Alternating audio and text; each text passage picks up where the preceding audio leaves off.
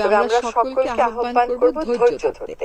এখন যখন দেশ গড়ার সময়, তখন যদি আমরা দেশ না গড়ে এরকম সহিংসতা সংঘর্ষে জড়িয়ে পড়ি, সেটা কারোর জন্যই শুভ হবে না। বিশেষ করে আমরা কিন্তু আমাদের শিক্ষার্থী সমাজের উপর একটা অনেক বড় ভরসা রাখি।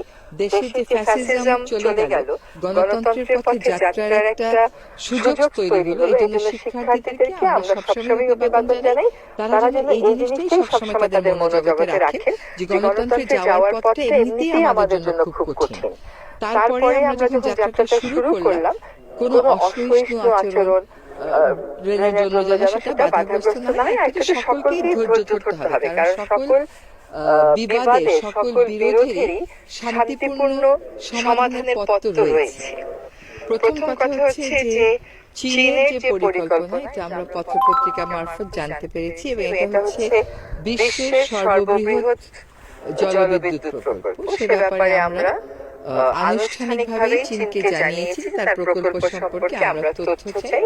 সে প্রেক্ষিতে চীন যেটা আমাদেরকে বলেছে যে লোয়ার রাইপেরিয়ান দেশগুলোর ক্ষতি হবে না তাদের এই প্রকল্পের কারণে। তারপরেও আমাদের পানি সম্পদ মন্ত্রণালয় থেকে আনুষ্ঠানিকভাবে আমরা পররাষ্ট্র মন্ত্রণালয়কে বলেছি, পররাষ্ট্র মন্ত্রণালয় যেন তাদের কাছ থেকে আনুষ্ঠানিকভাবে তথ্য উপাত্তগুলো চায়।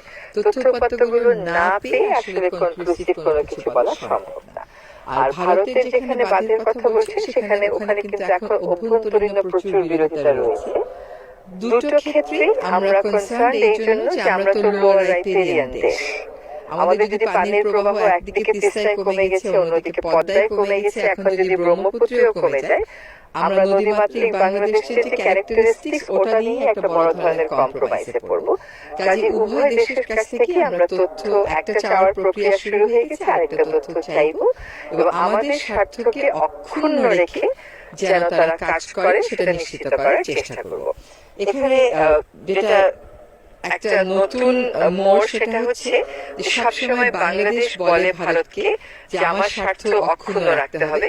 এবার ভারত কিন্তু চীনকে সে কথা বলতে বাধ্য হচ্ছে, কারণ ভারত ব্রহ্মপুত্রের ক্ষেত্রে লোয়ার রাইপেরিয়ান। আমরা যখন নদীর কথা বলি, নদী গবেষণা ইনস্টিটিউটের কথা